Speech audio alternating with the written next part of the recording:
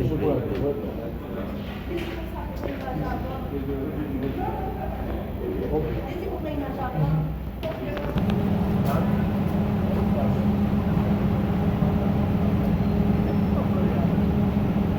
let's do it.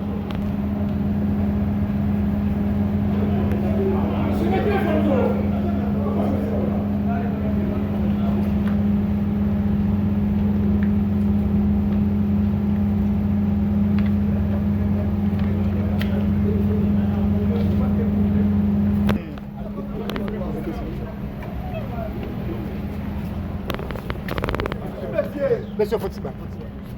Mami.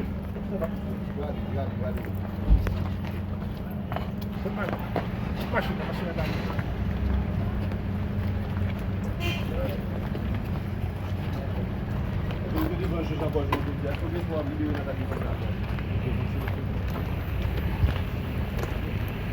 Attention, machine derrière nous, monsieur.